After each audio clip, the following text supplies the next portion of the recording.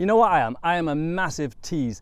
On my Instagram, I posted a picture of a bike, my new bike, except I went and covered it up with some pictures and text and stuff. So I think you guys have been teased long enough. This is my new bike. Check it out. This is my new Santacruz 5010. Now, a lot of you guys did actually guess exactly right. A few detectives out there sussed, you know, the finishing kit on this bike is what Santacruz is come with. Someone even zoomed in on the grips, which said Santacruz on them, and figured it out from that. Now, this is actually Danny's old bike. He used this for a video project. However, I've changed a few parts on this. I'm going to run down what parts I'm running, why I changed them, and let you know exactly what I'm riding this year. Okay, I'm going to start with the obvious thing first. Frame. Like I said, this is a Santacruz 5010cc, so this is the carbon frame. Now, I know these things ride super well. I've ridden Danny's bike. I know what they're capable of. I've wanted one of these for a long time. So when Danny kind of offered me a deal, he's not actually properly giving it to me, but it's kind of complicated, so I'm not going to explain it here. But when I had the opportunity to get one of these myself, absolutely no question, get rid of Specialized, get one of these, and I'm absolutely stoked. Now, because it is Danny's old frame, it has been used in some video projects. It has got a few scuffs on it, but I don't mind. Scuffs means character, so I'm sure I'll add some of mine myself. I've not made any changes to the rear suspension of this bike. It has got the Fox DPX2 Air model. Now, I've not even ridden this bike yet. I've not set this shock up. I'm just running it exactly what Danny's run. Once I've had a few rides on this bike, I'll figure out what air settings I'm going to be running, which might not be exactly what you guys will want to run on the trails. Like I said, this is going to be a bit more of a jibby, play, trialsy bike, so I may end up running a little bit hard pressure, a little bit faster rebound than other people might.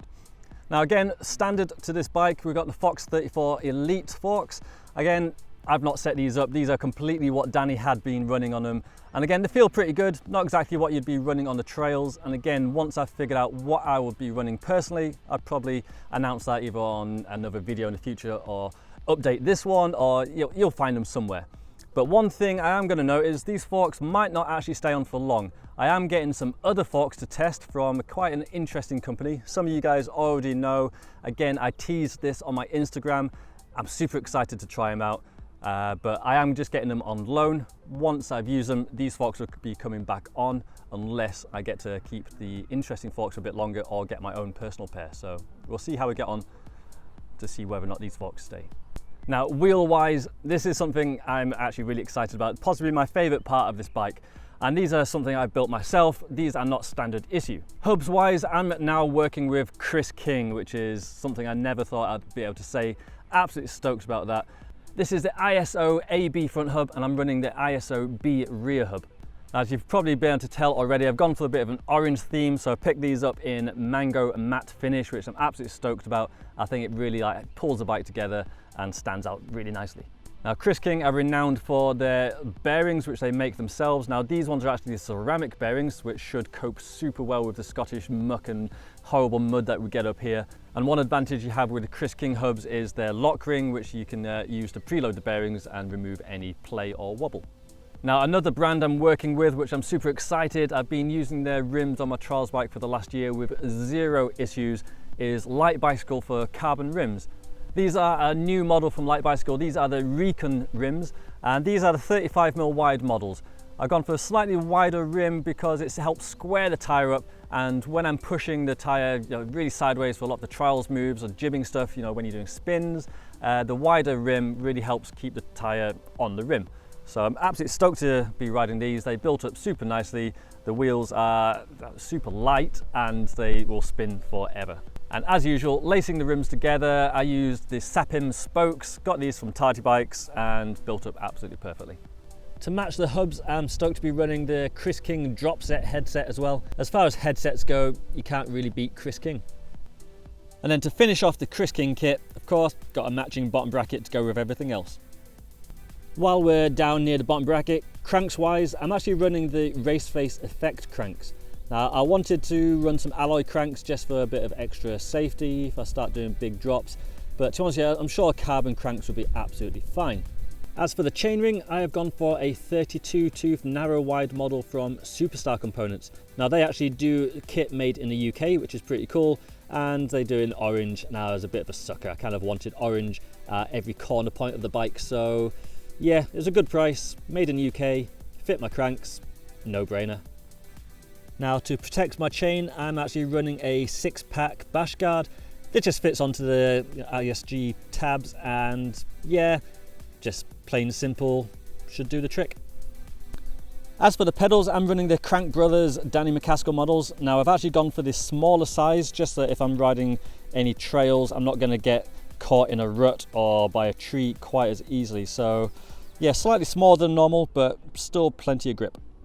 Now, sticking with the drive chain, this is actually something that came standard with the bike. This is SRAM XO 12 speed, and I actually get on really nicely with SRAM. I find their kit is pretty tough for when you crash.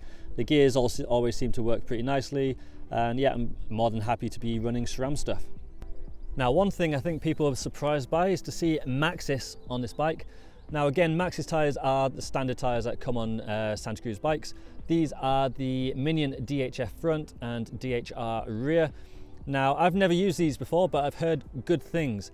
I don't personally have any contract with Continental, only to run them in drop and roll shows, so I'm free to run whatever I want on the mountain bike or just outside shows. And I'm actually quite interested to see how these cope. I find my Conti tyres have amazing grip, but they don't have any leeway. They either grip or they slip. These ones, I hear they have a bit more of a drift. Certainly when I've used Maxxis tyres in the past, I've used high rollers, and yet they have a bit more of a mid drift point between grip and no grip, which I quite like. So I'm gonna try these and see how we get on. The bars that come standard on this bike are Santacruz carbon models. They're 35mm clamp, and actually they're really, really nice. However, I wanted something with a bit more of a high rise, partly because I just really like the looks of it, and partly because they have, I think, a little bit more flex to them, just because they got a bit more of a bend. DMR were pretty much one of the only brands I could find that were within my budget. These are the wing bars. They are 800mm wide, cut down to 780mm, and yeah, I think they look really nice. They've got a nice sweep, nice rise, and I think they suit the bike nicely. I think the shiny black anodizing works well with the shiny black fork stanchions, and I think, yeah, they look really nice. Now it says here on the bars, which is pretty handy, the sweep is 8 degrees back and 5 degrees up. So yeah, quite a nice range. Now the handlebars are matched to a stem, which is the stem that came with the bike. This is a race face effect model, and I actually don't know what the length is. I think it's a little bit longer than 50mm, could even be 60. But it matches the 35mm clamp, and I think it suits the bike really nicely. I don't think I need a super short stem for this bike, so I'll be sticking with this for the time being. So grip wise, I'm actually running the standard Santacruz grips. They seem really nice. They've got a nice soft rubber compound, a nice diameter. But one thing I have changed is I've swapped the standard black collar for a Superstar Components orange one, just to pimp things up a little bit. From one contact point to another, I am actually running an SDG Patriot saddle. This is actually a dirt jump saddle. I wanted to run something a little stubbier, shorter, because when I'm doing some of the tricks like pivots and bunny hops, I find a longer, pointier saddle can actually poke me in the leg pretty hard and end up being pretty bruised. Now I did actually modify this saddle a little bit. It came in a purple color with purple logos and purple rails, and I actually ended up taking off the logos on the seat with paint stripper and then painting the rails with an orange nail varnish, just to kind of try and make it match the rest of the bike. And yeah, I'm pretty happy with how it turned out.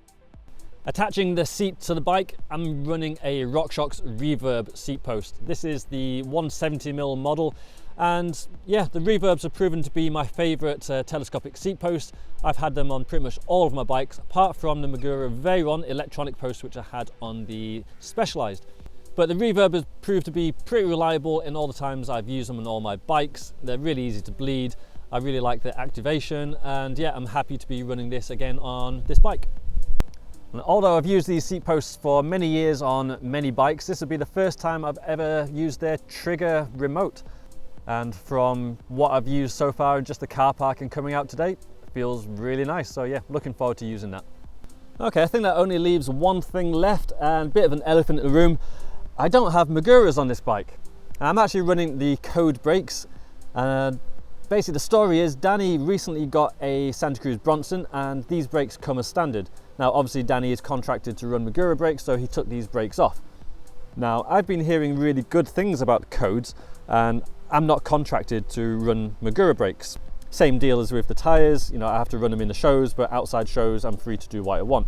Now because they were just sitting on the table, I kind of maybe just stole them and have fitted them to this bike. So I've heard really good things. These things win a lot of reviews on the internet and in magazines, so yeah, I'm excited to give these a try. Now, a few people have asked me why am I using Magura rotors with the SRAM brakes. Reason being, the brakes came with 180mm rotors. I didn't want to have to buy any 200mm rotors. We had Magura 200mm rotors in the flat, so just put those on. Pretty simple really. The other advantage with running these brakes is they have the matchmaker clamp, so I've only got one clamp to run the shifters and dropper post and brake levers, so I really like that. Makes the handlebars nice and neat, and I'm actually really impressed with the lever feel of these brakes as well. Avid and SRAM have always been known to have super nice ergonomic levers, and yeah, these are no exception. Plus they've got usable, you know, controls and adjustments. You can adjust the bite point and the lever blade position independently, and the adjusters actually work, which is awesome. Another bonus is the pivot is a sealed bearing, which makes the levers really smooth to pull, which is super nice. I think I covered everything. I'm sure there's something I've forgotten. One thing I did forget is to mention this is currently set up as tubeless, but I do not have any tyre inserts in it just yet. I'm having a look around online, seeing what looks good, and I'd like to try some different inserts and see how we get on. I want to say a massive thanks to Danny and Santacruz for letting this happen. Also to Chris King and Light Bicycle for their support in the next couple of years. And I just cannot wait to get out riding this thing and seeing what I can do on it. As it stands, I've not ridden this bike other than just in the car park, pretty much just to get here today. The brakes aren't even bedded in yet, so I'm gonna put the camera away, have a little ride here, and then go back and edit. If you have any questions, please feel free to put them down in the comments and I'll try my best to answer them.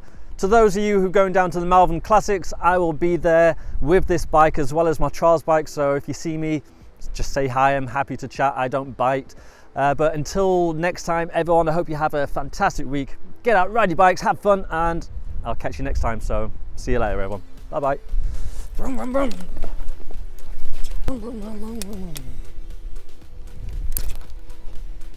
Whoa.